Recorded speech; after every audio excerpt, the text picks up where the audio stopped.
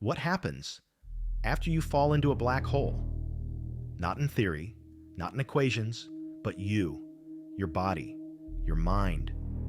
Imagine the sky above you turning wrong. Stars no longer fixed. They smear, they twist, they circle a point that isn't a star, but an absence. You're looking at the most dangerous object in the universe, a place where space falls faster than light, where time itself is dragged like a corpse across the floor. We call it a black hole. But names are gentle. This is not a hole. It is a mouth, the mouth of the void. Cross its threshold, and there is no going back, no signal, no message, no body to recover. Death is simple. The heart stops, the brain shuts down, the story ends. But a black hole does something worse. It keeps the story, but tears the pages apart. Your body is stretched. Your atoms are rearranged. Your past is recorded on a surface you can never touch. Outside, you freeze in time. Inside, you fall without end.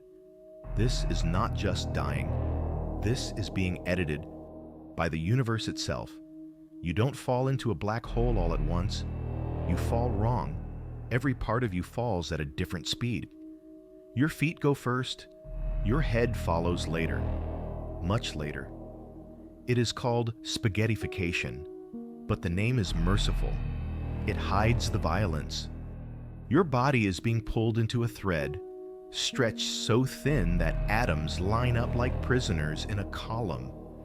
You feel your legs pulled forward, your chest pulled after them, your skull lagging behind. You try to breathe. The air in your lungs lengthens. Even the breath is dragged from your ribs. You look down, and your body doesn't belong to you anymore. It tapers. It narrows. It becomes a diagram of suffering. You try to scream, but your voice stretches too.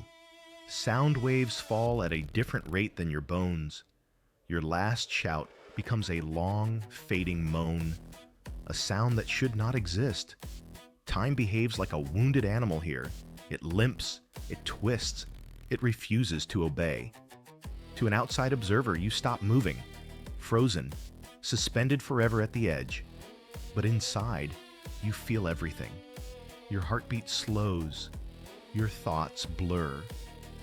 Not because you are dying, but because time itself is thinning you out, pulling your seconds apart like strands of torn muscle. You reach toward the controls, but your arm becomes a ribbon. Digits become lines. Fingers smear into a pale trail of light. There is no pain here. Pain is too human, too small. This is gravitational disassembly.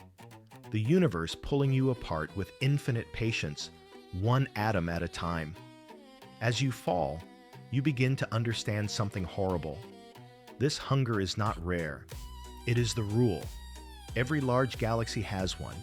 All creation eventually feeds them. The universe is not a cradle. It is a funnel, a slow drain. And Earth, your home, orbits a galaxy that is already being pulled inward, millimeter by millimeter, toward a supermassive abyss 4 million times the mass of the Sun. You were born in a world already drifting toward an execution you never voted for. But there is a darker idea.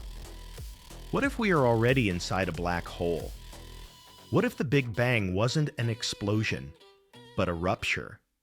A cosmic birth inside the singularity of another universe that collapsed before ours existed.